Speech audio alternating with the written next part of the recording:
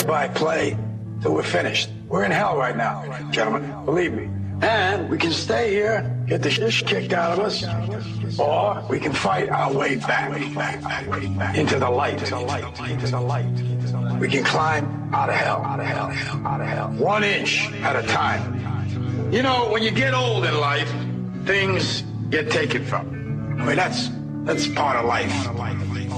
But you only learn that when you start losing stuff. You find out life's this game of inches. So is football. Because in either game, life or football, the margin for error is so small. I mean, 1/2 a step too late or too early, and you don't quite make it. 1/2 second too slow, too fast, you don't quite catch it. The inches we need are everywhere around us. They're in every break of the game, every minute, every second. On this team, we fight for that inch. On this team, we tear ourselves and everyone else around us to pieces for that inch. We claw our fingernails for that inch.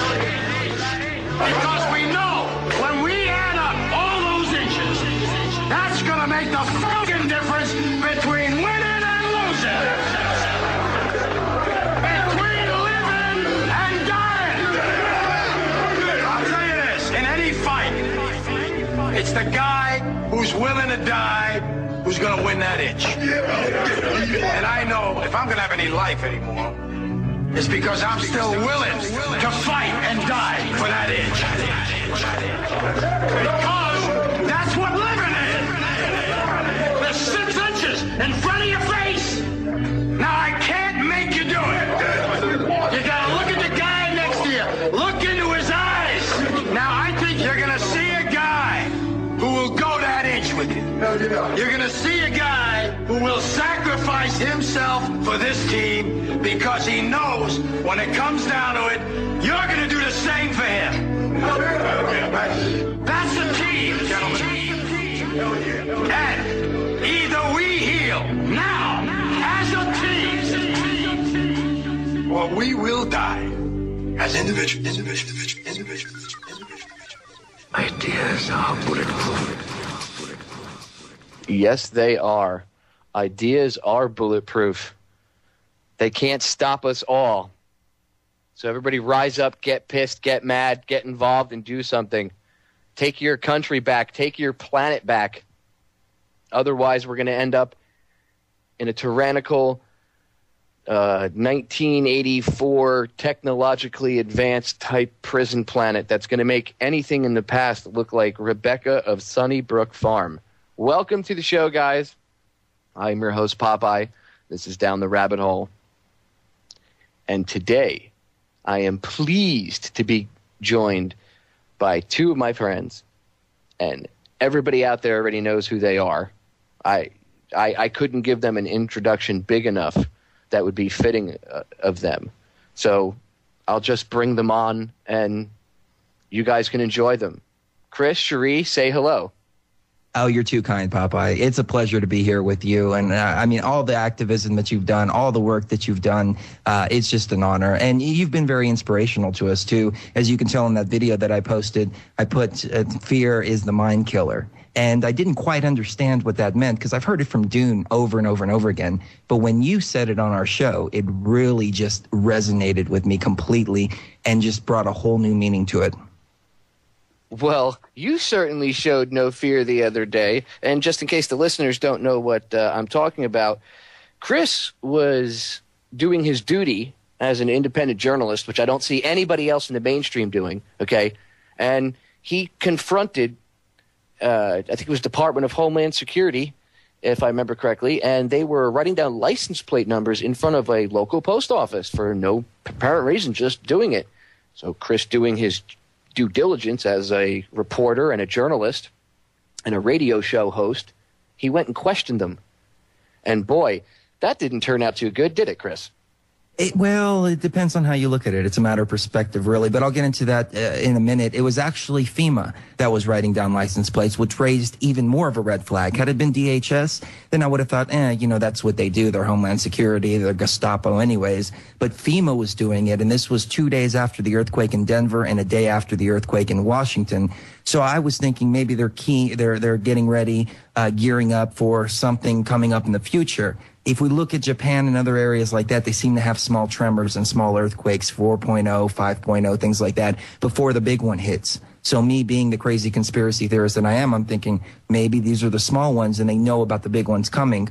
But I thought they were gearing up for a whole operation. But as it turns out, they were just writing down license plates. But still, why should they violate our rights like that and write down license plates? Why do they need a tracking databases? That's a question that everybody out there should be asking. And we got in their face and asked them the questions. And it was the security guard, really, that B. Larson guy, who really started the whole ordeal. As soon as I walked in, he said, "You can't film here. You can't film here." And when somebody tells a journalist you can't film,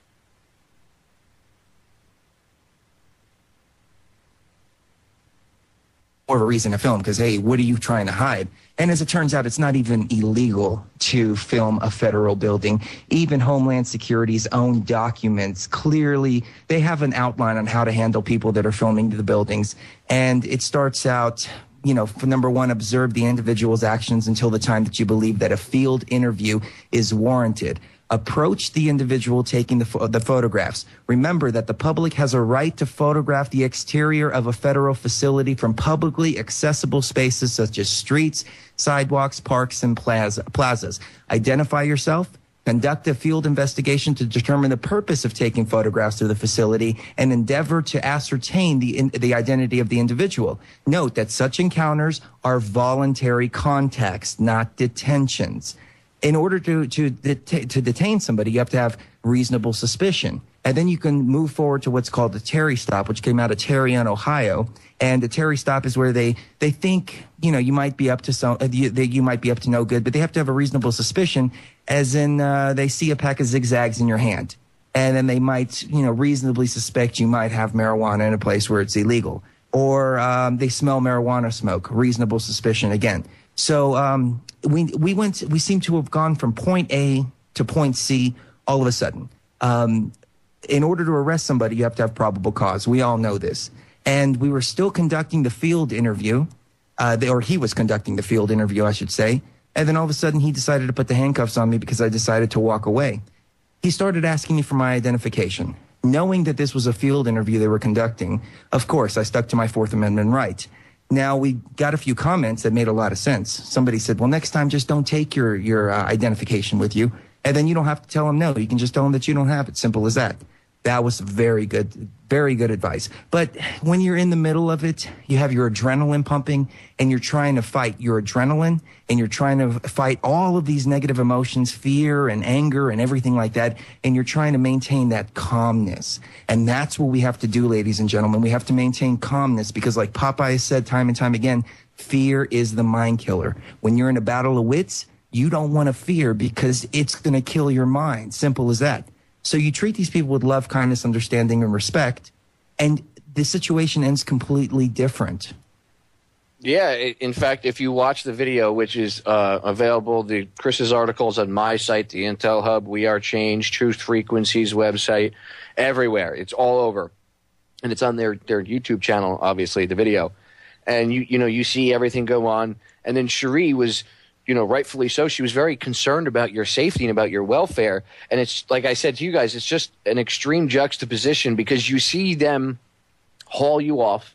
And of course it's, oh God, there goes Chris in handcuffs. And then you see Sheree upset. And then you come back over after being alone with this guy and being able to talk to him without, no billy clubs, tasers, guns, just man to man, human to human.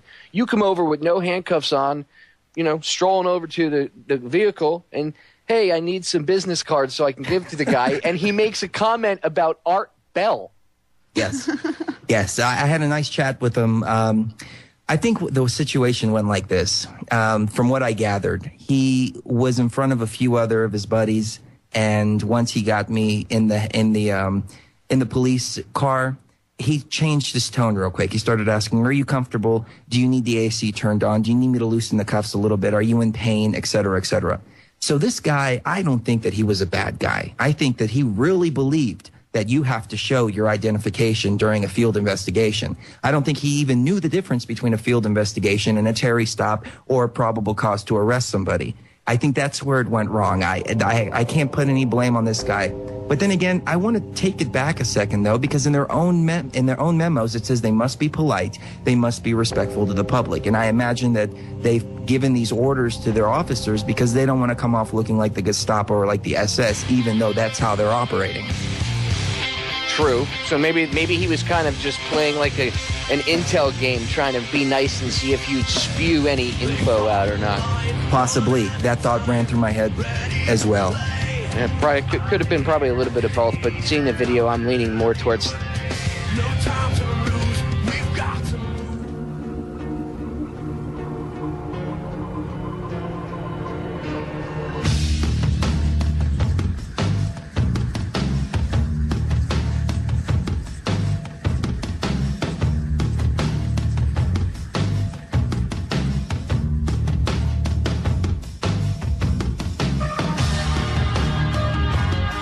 That's right, ladies and gentlemen.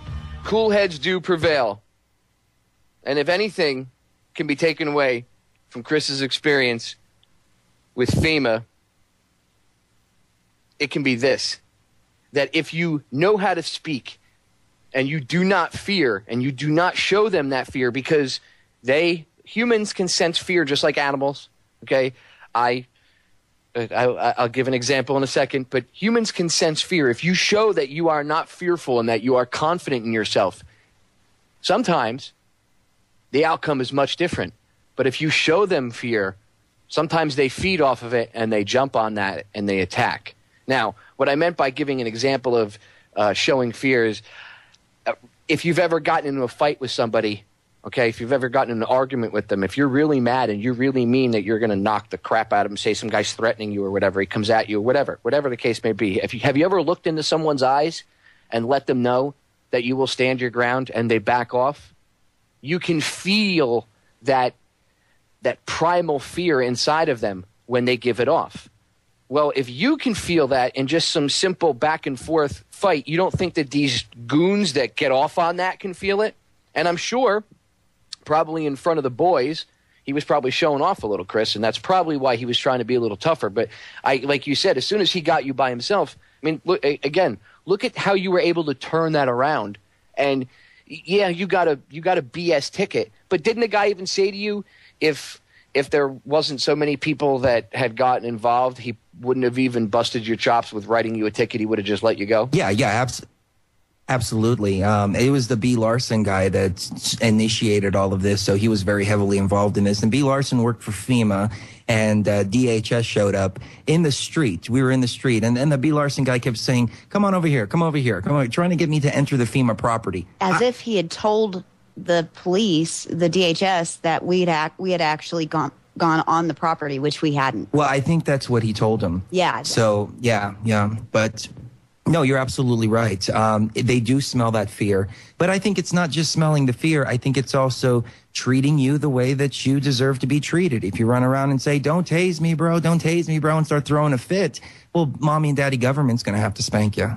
You know, if that's how it is. But if you present yourself like you're a mature adult, like you know what you're talking about, like you are a sovereign human being, then they will treat you accordingly. Most of them. There are some jackboots out there who just don't care. And there are some jackboots who'll it'll make them even madder. So you have to really pick your battles, in my opinion. I've ran into some cops that I can tell just got out of Iraq. They're ready to just jackboot somebody and ready to throw them to the ground. And those guys, bye, hi, here's my driver's license, whatever, I'm out of here, at a traffic stop. But luckily, I've never had to encounter any of those in a situation to where I wasn't driving, because I know that driving, you do have to show your identification, you do have to show your insurance, et cetera, et cetera. But when you're in the passenger seat or you're just on the sidewalk, the rules are completely different. You can stick to your Fourth Amendment right 100%. So, yeah, I completely agree. It's the way that you present yourself makes a huge, huge difference. Yeah, there's no need to be a dick. Like, there's video of me couple years ago when they was it like a year and a half ago outside the Miami Health Department, and we were out there giving out just free DVDs and flyers because they were pushing the free H1N1 shot, and most of the people that were showing up couldn't speak English. So my wife speaks fluent Spanish, so I brought her with us, and she came down and she translated, and she was literally getting people to turn away, and all she said is, "Go home, they're giving it away for free for a couple weeks. Today's the first day. Don't rush. Go home and educate yourself. Make an educated decision." Most people that we turned away, they at least said, I don't know if they went back and got the shots, but at least they said, "Hey, we'll go home and at least view the information." Now, the info they give them, if they still went and got the shots after they go through all the info I gave them, then there's no excuse for it. Then they did it out of, I don't know if they want to kill their kids, but most of them were very thankful. "Thank you so much. Thank you for coming out and giving the information." So they called the cops. Well, when the cops showed up, they all had that attitude. But the worst part was about, I'd say 80% of the cops that showed up were Haitian and didn't even know the Constitution. You see, the way they work down here, Chris, is a lot of places will help you get your citizenship if you work for the city or you work for the county, or maybe you just got your citizenship and you need a job to keep it. You know what I'm saying? You want to be a good boy. You don't want to get in trouble. You want to stay below the radar. Maybe you have a green card and they're helping you, like I said, get into the citizenship program. The military does the same thing. So you have cops that were not born here, and I'm not picking on, my mother was an immigrant to this country, as were my grandparents a little bit before the Civil War. All right? So I come from a family of immigrants, as do pretty much almost every American citizen. Their family immigrated here at one point or another. So I'm definitely not against it. You know what I mean? I'm not picking on it or anything like that. Yeah. I'm first generation in this country too. So you get kind of, I'm not picking on it, okay?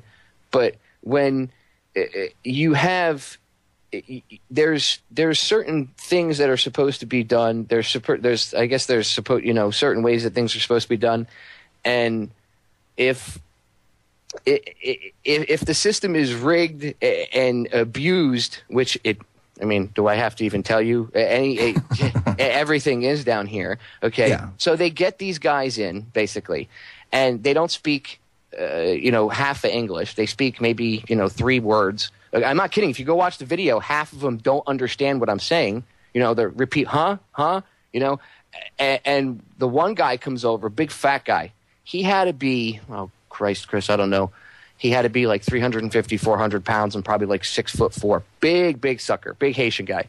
He wanted to arrest me in the worst way. Now, I'm 5'5". And I'm standing there, and I'm face to face with him, and you see me. Come on, just take a DVD. No, I don't want that. And if you keep talking to me, I'm going to arrest you. And I'm like, for what? I'm standing on the sidewalk. Oh, you're blocking the sidewalk. I'm like, no, I'm not. Look, I'm standing next to the newspaper machine. Oh no, you're blocking the sidewalk. I said, well, then you have to arrest the newspaper machine too, and the people that own it. You have to go to their company and go arrest them. And he's like, I'm done talking to you. And this same cop earlier, when I brought up the whole vaccine issue to me, he goes, well, I've only seen on the news that one kid died. So what? Oh, so even if there was only one kid that died out of all these people that got vaccines, that's okay? That's acceptable?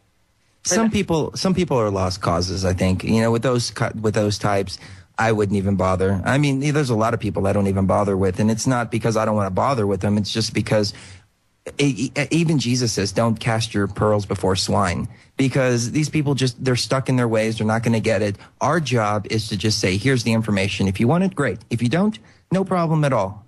That's my opinion. Exactly. And there's a way to stand up for yourself. Basically, I guess where I was going with that was like in Chris's situation, if I had kept pushing it, I could have got, I knew where it would have gone. It would have gotten me locked up, and then I wouldn't have been able to continue to get the DVDs and stuff out to the people that needed it. So I went to my car, got 2 bullhorns, and I went across the street. I said, well, are you going to screw with me if I go across the street? And they thought that nobody would come over and get any information. So they said, yeah, I don't care. You just can't stand here on the sidewalk in front of the health department. So I went, okay. So I crossed the street, and I proceeded to bullhorn with me and another guy with bullhorns. And then people had to cross the street. And then the cop yelled across the street, if somebody gets hit by a car, it's your fault. And I yelled back on camera, there's 20, 30 people crossing the street. And I said, no, it's your fault, officer, because you're forcing people to come over here to get information. And he couldn't say anything else. Within like 20 or 30 minutes, they left. And people questioned why they were forced to walk across the street, a busy street, to get the information. So I didn't get arrested.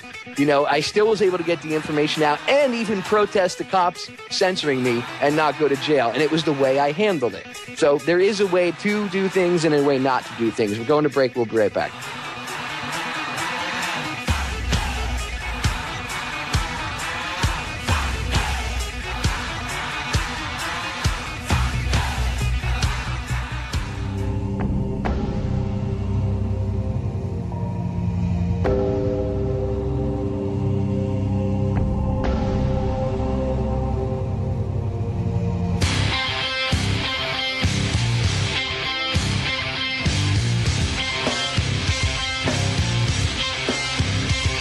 We are back, ladies and gentlemen. Today is August 26, 2011. This is the Friday edition of Down the Rabbit Hole, and I'm your host, Popeye from FederalJack.com. And today I'm joined by my two friends, Chris, Geo, and Sheree. And Chris has been going over the interesting experience. Yes, the incident. But I wouldn't say it was all bad because, again, Chris, as I've been harping on, you really, really were able to turn it into a situation where it can be used to at least explain, maybe as a – not explain, I don't want to say it that way because that sounds like, ooh, we are the overlords. Maybe like an example of what would be a good way, a positive way to deal with people when you can. Obviously, like you said, some of these cops are just jackboot douchebags and there's nothing you can really do about that. But – a lot of times I find that you get more flies with honey than you do with vinegar. That's what my mother used to tell me when I was a kid. So it does work. Now, if it comes to a point where they start smacking you in the face and everything else with their physical, well, then that changes the whole page. You know what I'm saying? That's a complete different thing. You were able to, with verbiage and your body language and the vibes that you put off, meaning you were not afraid. You were putting off a confidence vibe. We only operate on fear or love. So obviously you had love coming out. And I'm not saying you were running around, oh, I want to hug you, officer. You know what I mean. You weren't emanating fear vibration, that frequency. So he wasn't feeding off of it. And well, I went in there knowing much better.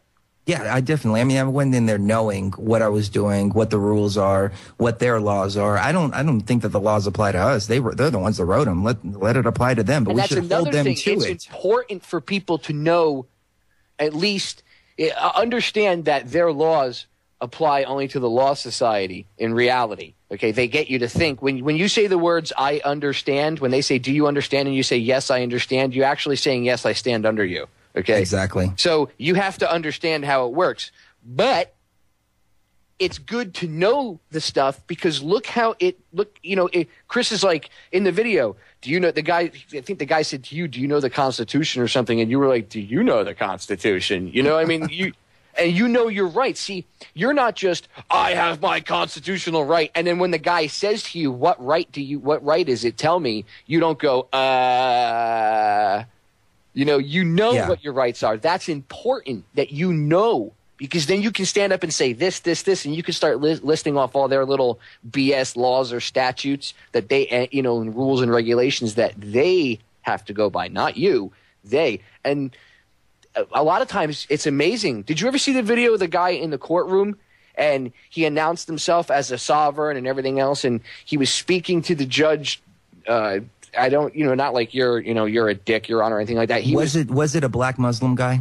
No, this was a white dude with a baseball hat. He wouldn't even take his baseball hat off in court. And he's standing there and he said something like, I'm sovereign, this, that, the other thing. Long story short, the judge got up, bowed to him, and walked out of the court.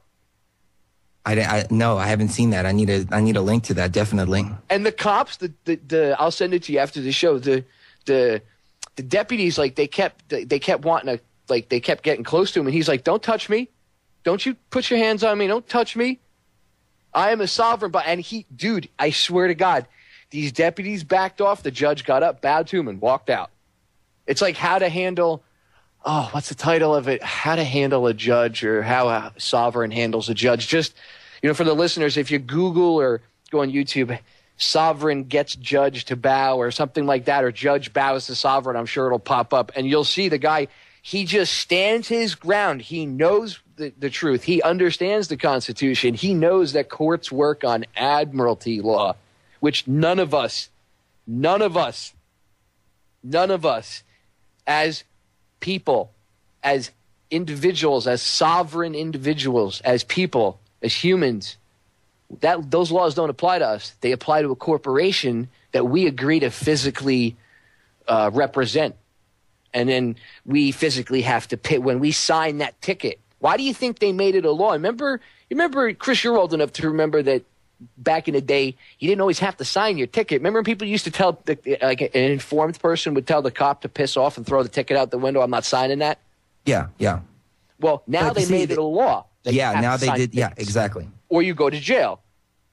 So they use the threat of arrest to make you enter into a contract illegally. And that's duress.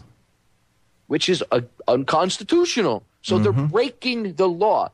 See, it doesn't matter. And Chris, I know I'm harping on this because I know that you know this already, but it's good for the listeners to know. And I'm glad that you're actually here with me to even give your thoughts and your knowledge on it. Because, guys, look, you got to listen to Chris and Sheree's show on Saturday nights on Oracle, because they do have a broad variety of guests and everything. But, like, Chris pontificates on a lot of this stuff that I'm talking about, admiralty law and knowing this stuff. And it's important because look how he was able to handle himself. And Chris, didn't you end up having like an average conversation with the guy, like behind the scenes? He has like kidney stones or something he was telling you? Yeah, absolutely. It started, I was able to kind of size this guy up. I hate to use that term. I was able to feel this guy out as soon as he put the handcuffs on me, because he didn't do it forcefully. He didn't do it aggressively. He didn't do it like he wanted to be a big badass. He was really gentle, for lack of a better word, about it. So I could tell, because he was showing me that respect right then, even though he was violating my Fourth Amendment right, even though he was arresting me unlawfully, he still felt like he was in the right. I mean, I honestly believe that that's how he felt in his heart. But we got into the car, and as soon as we got into the car, you can see a little bit on it on video. He says, well, I believe in the Constitution too. I served in the military, et cetera, et cetera. That's where the conversation began, because I said, well, you've taken an oath, and I really appreciate that. And we've taken an oath too. I've never served in the military, but I have taken an oath to protect and defend the Constitution from enemies, foreign and domestic. And that's what we have to do. And we need more officers like you out there who understand what's going on, who understand people's rights. So when they're given an illegal order, an unlawful order, they can know that they don't have to follow that order. And I said, it's really a shame that you have to take time out of your day when you can be out there catching real bad guys to have to deal with a situation like this. And that's when it started. We got into the car. We started to drive towards the FEMA camp. And he looks at me. He says, do you have enough air back there? Are you comfortable? And I said, yeah, no problem at all. And then he says, are your handcuffs too tight? Are you in any pain at all? No. So we just started talking, and we started talking about, he asked me, why did you move to Colorado? I said, well, my girlfriend has a degenerative disc in her neck. And the great thing is she was on painkillers when she was down there. It was killing her. It was tearing her up. And we moved up here for the medicinal marijuana.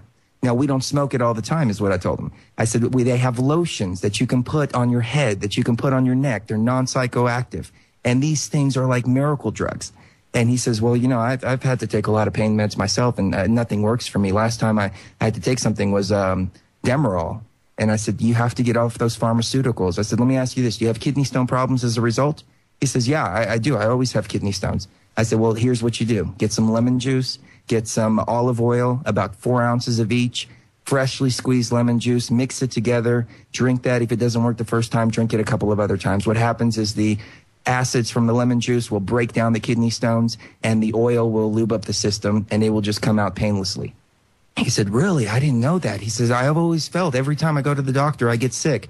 I said, that's because of all the side effects of all the medication. And I said, not only that, but they're poisoning us in the water. They're poisoning us in the sky. I mean, just have a look up. Just look up right now. And he looked up at the sky. I said, you see that plane right there? That's a chemtrail plane. and they're just spraying the hell out of us. Who knows what's in there? We've taken samples. There's barium and aluminum, et cetera, but nobody knows exactly why they're doing this. And the conversation just progressed from there. And he even told me, I don't know if I should say this on air because I'm pretty sure his supervisors are listening, but he said, look, just a warning. He said, on federal property, even if you have a red card, federal agents are still required to arrest you. So make sure you do not bring any marijuana on federal property. I mean, it blew my mind how we were relating like human beings, like people, it was just two people talking to each other. And then we started joking around a little bit. I started telling him about the radio show, some of the stuff that we talk about. And he asked me, why are you so scared of FEMA? I said, I'm not scared of FEMA. It's just last time people started setting up camps all over the place, it didn't turn out well for the German people. I just don't see it turning out well for us. And he said, have you been watching Camp FEMA? And I said, yeah, of course. Have you seen it too? He says, yeah, I've seen that. And the conversation just progressed from there. And I was probably there for an hour, and I could have gotten out in about 10 or 15 minutes had I not been talking to him about this kind of stuff. So we just got into more and more about what's going on in the world, the invasion in Libya, how there's a lot of fake videos out there, fake news stories. He goes, you know what? I felt that something wasn't right with that situation. And all of a sudden, it was just two people exchanging words. And that's exactly what we have to do when we encounter these people.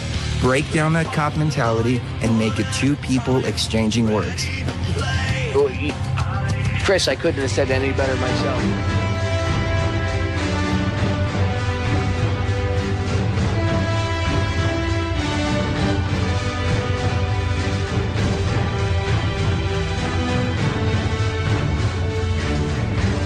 We are back, and this is the last segment of the Friday edition of Down the Rabbit Hole.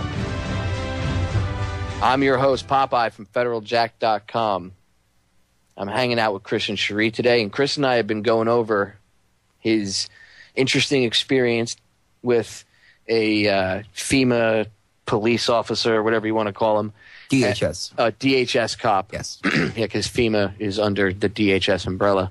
You know, when I was speaking to this guy, I always had in the back of my mind, maybe he's just fishing out information. Maybe he's fishing out information. So I was really careful as to what I said, even though I did bring up the medicinal marijuana. But again, no fear. Why should I fear that? We're here in a medicinal state, and it's a natural cure. So, I even brought up that point, and he just, it just went into a whole personal thing from then on. And he was telling me about himself and all of this. And I told him that I recently lost about 15, 20 pounds drinking barley grass. And he goes, really? I need to try some of that because, I saw a comment in the chat room, Officer Chubby and things like that. It's like, I've seen those comments on YouTube, and you have to imagine all this work, everything that I've instilled into his mind to where he's starting to think now. He goes and reads some of those comments and says, screw these people. So we have to be real careful when we use ad hominem attacks and personal attacks and things like that. Take that away and realize that we're all human beings at the bottom of it. And every human being is capable of that spark of truth. And once you ignite that spark, it can just blow up into a big fire with some people. Some people, of course, you can't even get the spark to go through, but some people can. And that made me realize all of a sudden, holy crap, these are the people whose minds we need to reach. If these are the guys with the guns, and these are the guys who are supposed to enforce this totalitarian police state, if we reach these minds, we have a free country. Not only do we have a free country, but we're also protected. Well, most of them don't want to be, look, not every person with a badge wants to be a dickhead. I mean, I at one point wanted to be a cop. I used to work for Department of Homeland Security. I was in the Coast Guard. Now, yes, we are our own branch of the military, and we actually our units train with the Marine Corps. But that doesn't mean that anything, because we were technically under, I'm doing air quotes, under the control of DHS, which we were more Nazi-esque because we could do paramilitary stuff. The Coast Guard's got special forces units. And every year down here, they love to show off. And you see the special forces team down here, the MSS team. It's MSST. Excuse me. They jump out of they'll rappel out of the helicopters, but instead of using a Coast Guard chopper, because that might look a little weird on TV, having a Coast Guard chopper and everybody rappelling out, they use a Border Patrol Black Hawk. So that's much better. Now you guys don't even you don't even look like the Coast Guard that I once worked with and actually had a lot of respect for. Now these guys remind me of what happened it's like looking at 1933 Germany with just more better technology, like more high-tech gear, and it's all over again. They're taking agencies, and don't get me wrong, the Coast Guard always had special forces units, okay? But the stuff, it was always usually the Guard, it's like the Army stays with their stuff, the Guard stays with, its own stuff. And here they're working with a federal agency, the Border Patrol.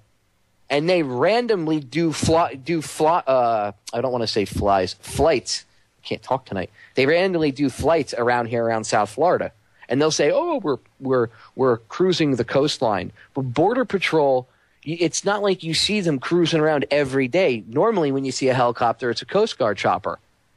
You don't see the Border Patrol cruising around every day. When you do see them, they got a door gunner.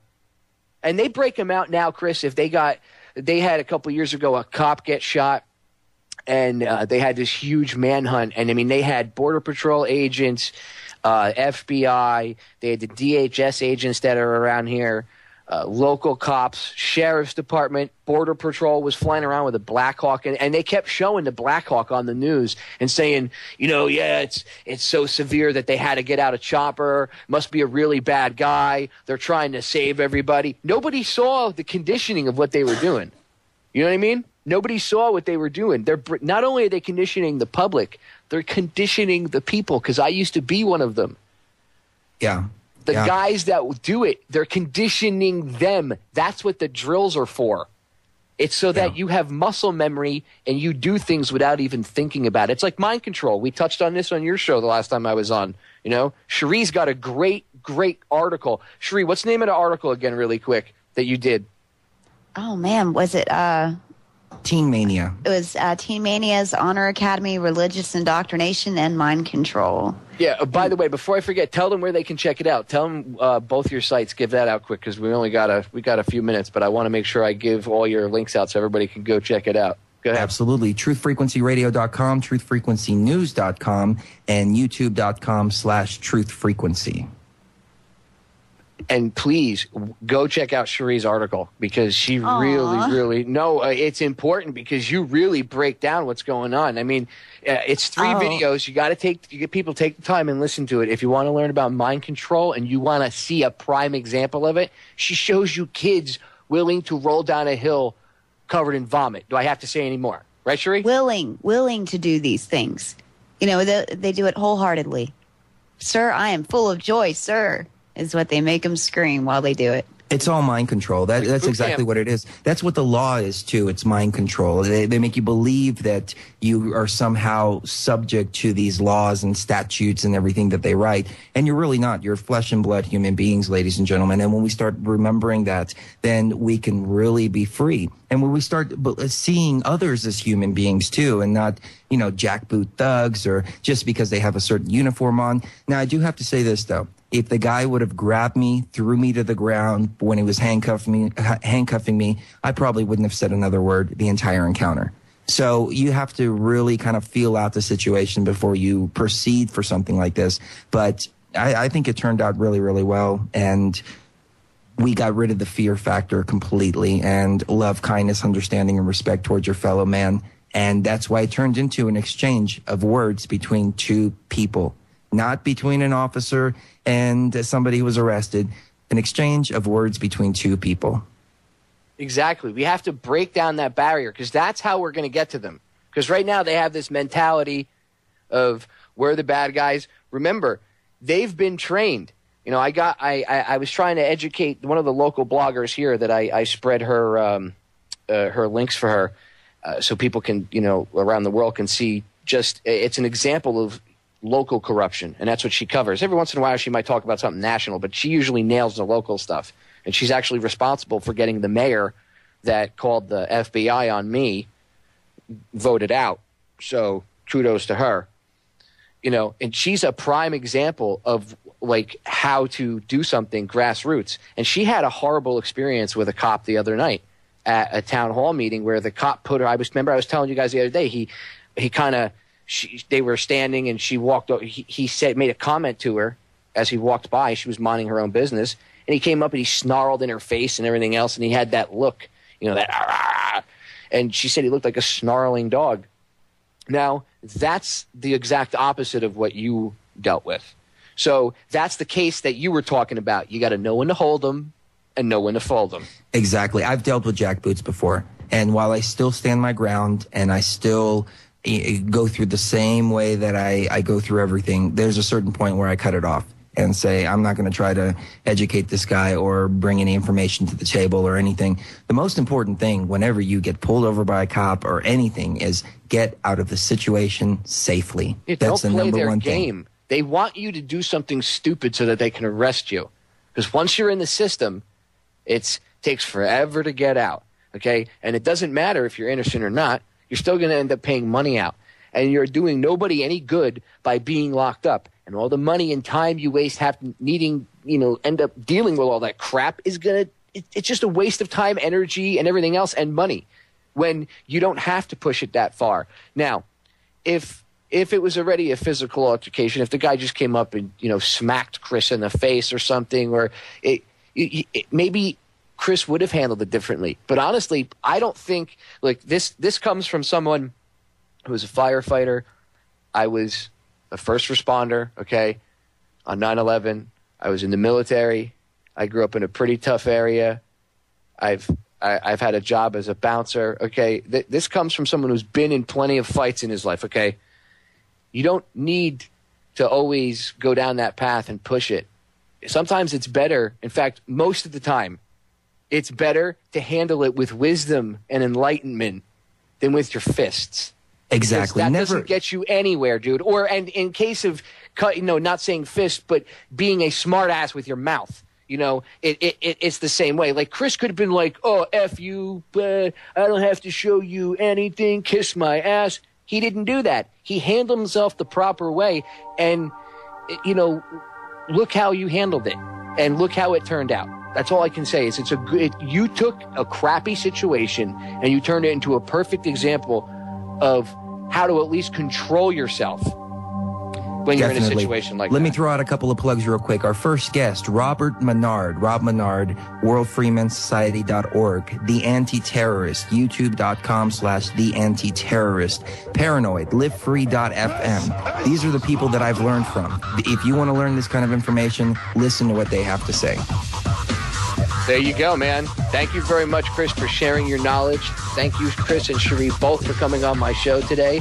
I will have you guys back on soon.